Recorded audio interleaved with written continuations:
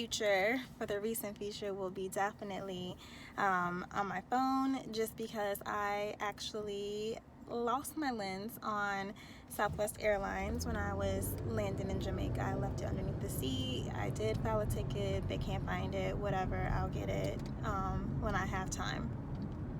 But right now it is still Tuesday, and I am headed to my I have not a board meeting, I have a committee board meeting. And so, that doesn't stop anything, just because I had that happen this morning. So I am heading there, and then I will take you with me. I'm going actually back home. I was gonna go out with one of my friends, but I canceled because I am not in the mood. My vibe is all the way off. My energy is off, and there's no point in me being there if I'm gonna be a Debbie Downer. And so that's just part of me knowing myself. I'm not gonna do that. I'm actually gonna go home, and I have 3 proposals that I need to send out, and so I'm going to send those out, and then get some ice cream and some chocolate, and I'll let you know where I'm at. But that's all that I have planned to do today. Alright, that was just what I needed to get around humans, have conversations, and I ate because I hadn't eaten all day. I just did not have an appetite. I'm sure you can understand, and it was good to be around people that value your opinion, what you have to say.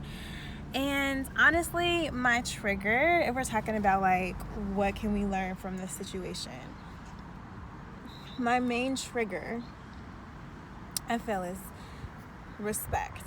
And as a 30-year-old woman, it's definitely respect. And I feel like this whole day and a half, I've been having just a whole bunch of, I've been having a whole bunch of revelations. I was talking to one of my best friends, Dominique.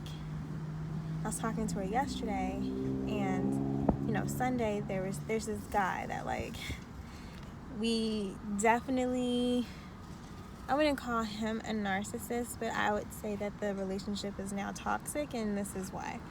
Not because he's mean or anything like that, but when we started really, really heavy. He gave me everything I wanted, spent all this time with me. I just knew, oh, this is it. I'm probably gonna marry this man in a year or two.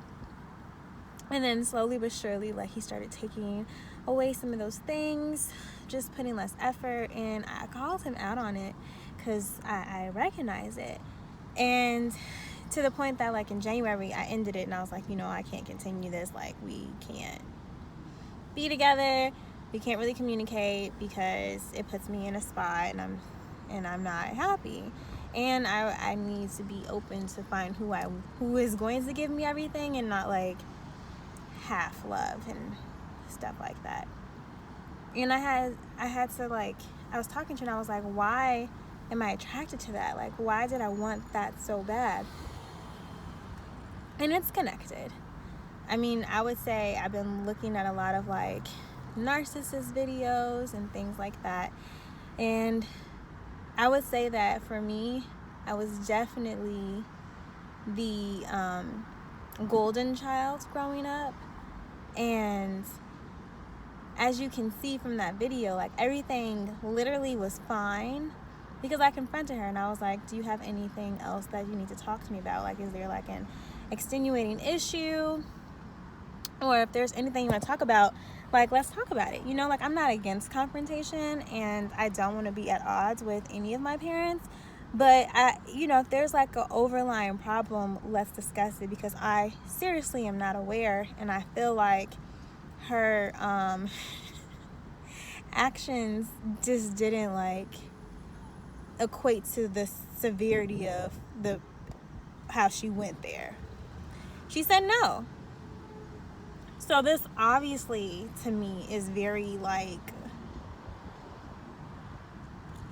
what I heard, and I'm gonna put the link from the lady's YouTube that I really enjoy. in the description and in the comments, or description below, and then right here I will link it, that sometimes they can switch. And a lot of golden child people, they don't question things or call things out when they're problematic or anything like that, because they know how they could possibly treat somebody as the black sheep, or whatever the word is, for the problem child. And I feel like a lot of that is what I used to be. I feel like I used to be not mean, but emotionally I wasn't all the way there. And I wasn't all the way there because emotions and showing emotions and being emotional is considered weak. And narcissistic parents don't want you to be weak because they look at you as an extension of them.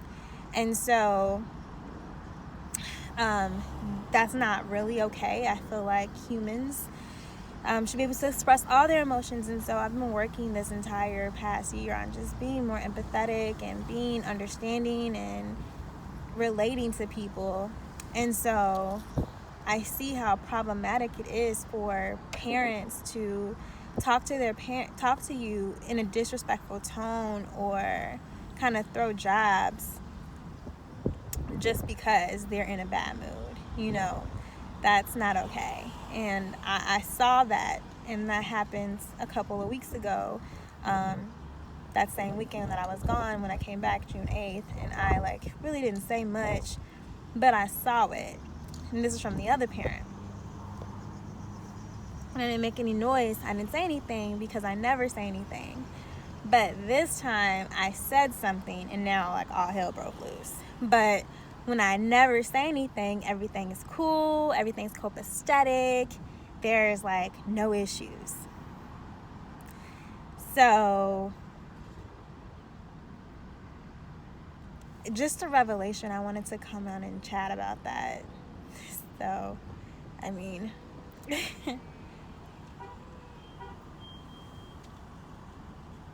I don't know. I definitely love the person I'm becoming. I will say that. And if these are just some of the growing pains that we gotta go to get to where we need to be, then that's okay. But being someone that isn't affected when people are mean or say mean things to you, that's cool, and it's a defense mechanism. And it's literally one of the reasons that my dad said that he likes me so much was because I can say whatever, and I have a problem with you, and blah, blah, blah. But if I say something to DJ, he'll be all upset. And I used to be like, yeah, that's cool. That's just my trait. But no, I think it was just a defense mechanism that I had to come up with to be around them. And now that I'm just more working on myself, I have my own life, there's a lot of positive things that are happening to me, and I'm going to just continue to push forward. Now this happens. But this is my car revelations, and I'm heading home now to again work on some proposals and really kind of map my move. What I'm thinking about doing, and I'll discuss a little bit more in a later blog, but I feel like for me, I've always wanted to kind of live in a couple of different places. I never really got a chance to explore Texas like I wanted to, and I heard it's great. I definitely would love to give Atlanta one more chance, at least 3 months, 2 to 3 months, to really see what's going on, see if I can meet somebody and just really enjoy that area.